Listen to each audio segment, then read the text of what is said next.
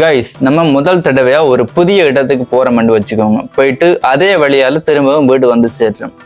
வீட்டை இருந்து யோசிச்சு பார்த்தோம்னு சொன்னா, அந்த இடத்தை போய் சேர்றதுக்கு எடுத்த நேரத்தையும் தூரத்தையும் விட நம்ம வீடு வந்து சேர்றதுக்கு எடுத்த நேரமும் தூரமும் குறைய இருக்கிற மாதிரி தோணும் தானே.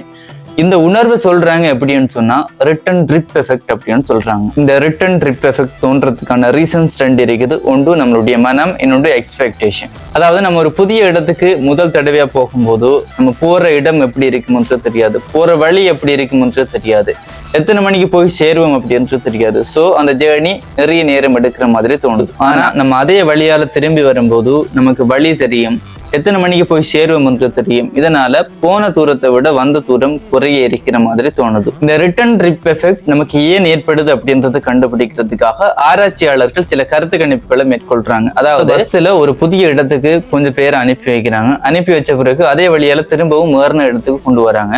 அந்த இடத்துக்கு வந்து சேர்ந்த பிறகு பஸ்ஸில் இருந்தவங்கள்ட்ட கேட்குறாங்க, நீங்கள் போனதுக்கும் வந்ததுக்கும் ஏதாவது டிஃப்ரெண்ட் தெரியுதா அப்படின்ற மாதிரி கேட்கவும் அவங்க சொன்ன பதில், போகிறது கொஞ்சம் தூரம் மாதிரி இருந்துச்சு, நிறைய நேரம் எடுத்த மாதிரி இருந்துச்சு, வந்தது ஈஸியாக வந்துட்டோம், போன தூரத்தை விட குறைய தூரம் மாதிரி இருந்துச்சு அப்படின்ற மாதிரி சொல்கிறாங்க. ரெண்டாவது டெஸ்ட்டில் கொஞ்சம் பேரை சைக்கிளில் ஒரு புதிய இடத்துக்கு அனுப்பி வைக்கிறாங்க. அனுப்பி வச்ச பிறகு அந்த குரூப்பை ரெண்டாக பிரிக்கிறாங்க. ரெண்டாக பிரித்து ஒரு குரூப்பு போன வழியாலேயே வர வைக்கிறாங்க, இன்னொரு குரூப்பை போன வழிக்கு சமனான தூரமுடிய வேறொரு பாதையால வர வைக்கிறாங்க. இப்ப ரெண்டு குரூப்பும் வந்த பிறகு போன வழியாலேயே வந்தவங்கள்ட்ட கேட்குறாங்க, உங்களுக்கு தூரத்துல நேரத்துல ஏதாவது டிஃப்ரெண்ட் தெரிஞ்சிச்சா அப்படின்னு கேட்குறப்போ அவங்க சொல்றாங்க, எங்களுக்கு போனது கொஞ்சம் தூரம் மாதிரி இருந்துச்சு, ஆனா வந்தது அதை விட கொஞ்சம் இலகுவா இருந்துச்சு அப்படின்னு சொல்றாங்க. அதே போல போன பாதைக்கு சமனான தூரமுடிய வேறொரு பாதையால வந்தவங்கள்ட்ட கேட்குறாங்க.